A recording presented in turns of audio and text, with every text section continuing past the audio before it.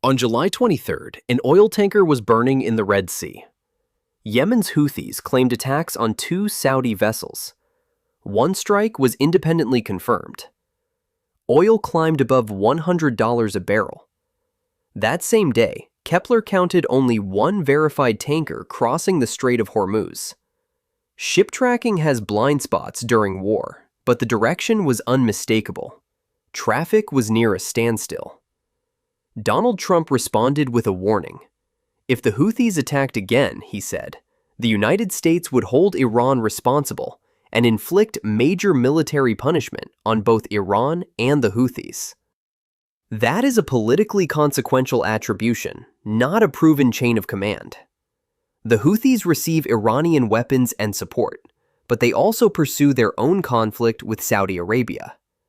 Treating every Houthi action as a direct Iranian order could itself widen the war. This was no longer a hypothetical crisis. One gate was already barely functioning. The escape route through the second had just come under attack. Several days earlier, tankers had left the Saudi port of Yanbu, carrying oil for China and India. Their expected route led south through the Red Sea, past Yemen, and through the el-Mandeb Strait into the Indian Ocean. Instead, some of them turned north. These ships were carrying Asian oil, yet they were sailing away from Asia toward Egypt and the Suez Canal. Without el-Mandeb, they could be forced through the Mediterranean, around Africa, and back east. Why would Saudi oil cross a desert, reverse inside a sea, and circle a continent just to reach a buyer in the opposite direction? Because the world's escape route had become the next battlefield. For decades, the Strait of Hormuz has been described as the most important oil choke point on Earth. It is the narrow exit from the Persian Gulf, bordered by Iran to the north and Oman to the south. In the first half of 2025, approximately 20.9 million barrels of oil and petroleum products moved through it every day, equal to 1/5 of global consumption and 1/4 of seaborne oil trade. More than 1/5 of global liquefied natural gas also passed through it, most from Qatar. Almost 90% of the crude moving through Hormuz was headed toward Asia. China, India, Japan, and South Korea alone received nearly 3/4 of it.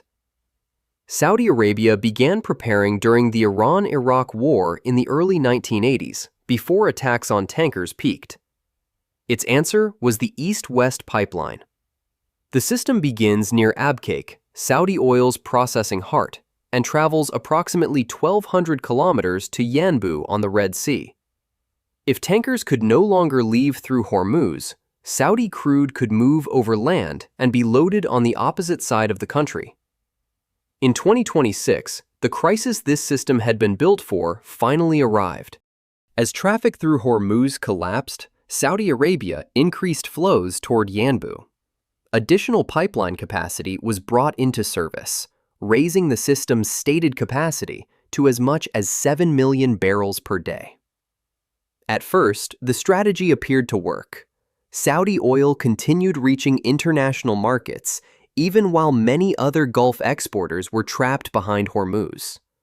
But 7 million barrels crossing a desert does not mean 7 million barrels can safely leave the Red Sea.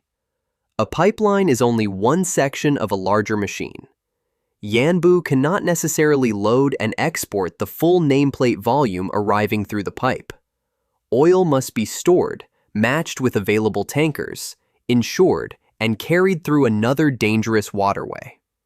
The entire system moves only as fast as its weakest link. And by solving the problem at Hormuz, Saudi Arabia was placing more pressure on the next link. By the first half of 2025, oil flows through el-Mandeb had fallen to approximately 4 million barrels per day. Container companies were diverting around Africa because of earlier Houthi attacks. Liquefied natural gas traffic through the Red Sea had fallen close to zero. But after Hormuz became dangerous, Saudi oil began pouring toward Yanbu. By June, more than 7 million barrels of petroleum per day were moving through el-Mandeb. The first crisis had filled the second route with more oil, more tankers, and more strategic value. Much of the container industry had already adapted to the Red Sea threat. The new economic effect fell on the emergency oil corridor created by the failure of Hormuz. That does not prove the campaign was designed in Tehran. The Houthis cite Saudi actions in Yemen and the long blockade dispute as their motive. But strategically, pressure at Bab el-Mandeb also gives Iran leverage at the exact moment Washington is trying to reopen Hormuz. The Houthis do not need a navy controlling every kilometer of Bab el-Mandeb. They do not need to stop every vessel or sink the tankers they attack. They need to create uncertainty. Companies must decide whether a vessel is Saudi-linked. Insurers calculate the probability of a strike. Crews and corporate boards decide whether one voyage is worth risking a ship, its cargo, and the lives aboard it. A missile affects one vessel. A change in an insurance model can affect hundreds. This is how a waterway can remain physically open while becoming commercially closed. The real weapon is not only the drone or the missile. It is the risk premium that follows it. That mechanism now collides with American policy. The Trump administration tried several ways to restore traffic. It launched Project Freedom to escort vessels, negotiated a temporary arrangement with Iran, then struck Iranian radars, missiles, drones, boats, and maritime infrastructure when attacks resumed. In July, Trump proposed a 20% fee on cargo moving through Hormuz for American protection.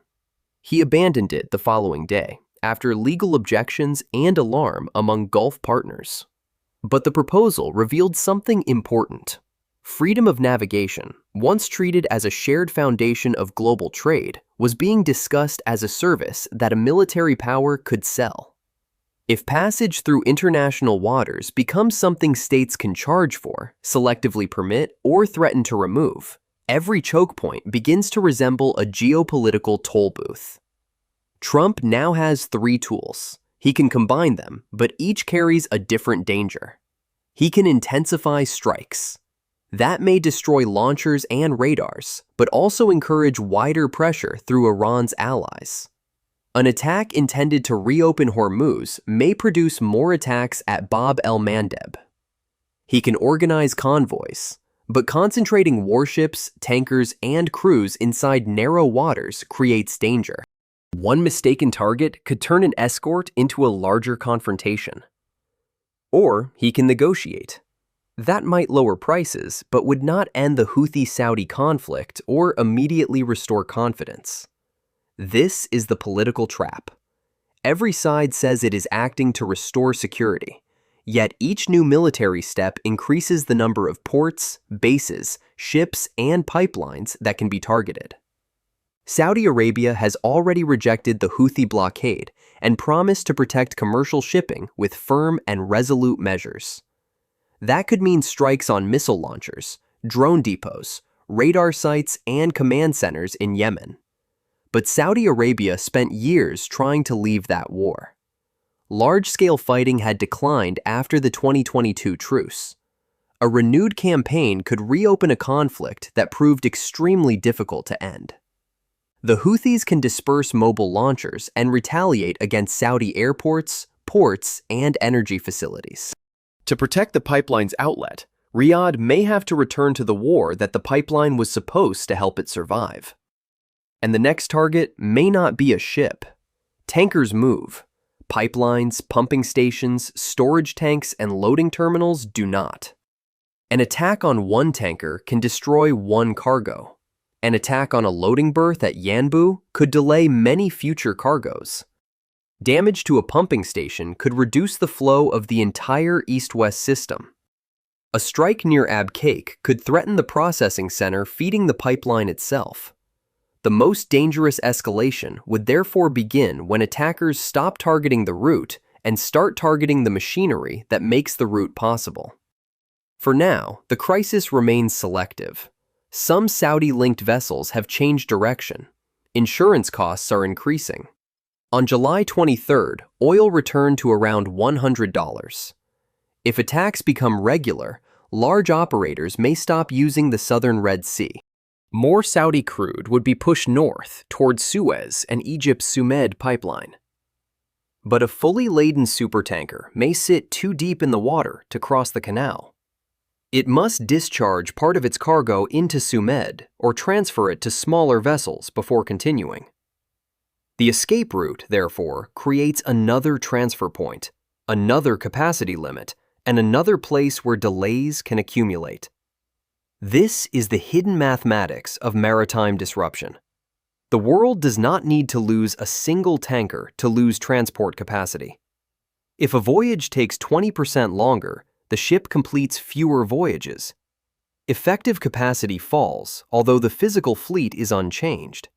Charter rates rise, old vessels remain in service, and even distant routes become more expensive. If Saudi Arabia responds with sustained attacks inside Yemen, the Houthi campaign could expand from Saudi-linked vessels to Saudi ports and pipeline infrastructure. The fragile truce would collapse, creating a new war inside the wider conflict. If the United States then strikes Iran more heavily, Tehran could intensify attacks around Hormuz or against American facilities in the Gulf. A crisis that began around one narrow waterway would spread across 2 seas and multiple countries. The economic consequences would arrive in waves. During the first days, oil and insurance prices would react. Tankers would wait or turn around. Refiners would compete for alternative barrels. Over several months, Asian refineries could struggle to replace Gulf crude. Gas would become more expensive, governments would increase subsidies, and transport costs would rise. Then the slower effects would appear. The Gulf also exports urea, ammonia, and sulfur, essential fertilizer inputs. Urea prices had already climbed roughly 80% between February and April. India reduced production because of lower gas supplies. A tanker crisis can therefore become a fertilizer crisis. A fertilizer crisis can reduce farm margins and future yields. The food price shock may arrive long after footage of burning ships has disappeared from television. The world absorbed the first effective closure better than many expected, but it did not do so for free. Strategic reserves were released. Producers outside the Gulf increased exports. Saudi oil was redirected through Yanbu. Asian demand fell. Some economies switched fuels. Governments absorbed part of the cost through subsidies. These measures prevented a catastrophic spike. They also consumed the system's spare capacity. Inventories are now lower. Alternative pipelines are more heavily used. Tankers are already sailing longer routes. Government budgets are already supporting consumers. Fertilizer markets are already under pressure. If another crisis arrives before inventories and routes normalize, it will not strike the system that existed before February. It will strike one that has already spent months using its emergency exits.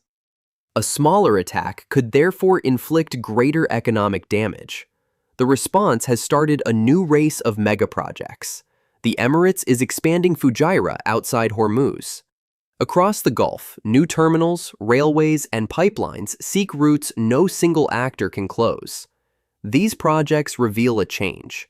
For decades, trade routes were optimized for speed, scale, and cost. The next generation will be built for duplication and survival during war.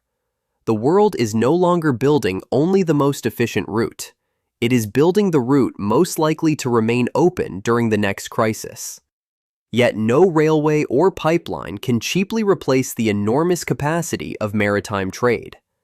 Every bypass eventually reaches another port, another terminal, or another narrow passage.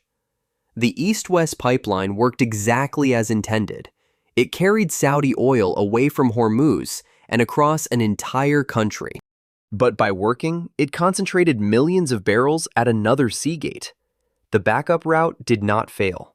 It bought time. But it also concentrated value at a new target. The United States strikes Iran to reopen Hormuz. Iranian attacks on shipping continue. Saudi Arabia sends more oil toward Yanbu. The Houthis widen the danger into the Red Sea. Washington and Riyadh threaten further strikes. With every turn, more infrastructure designed to protect global trade becomes part of the battlefield.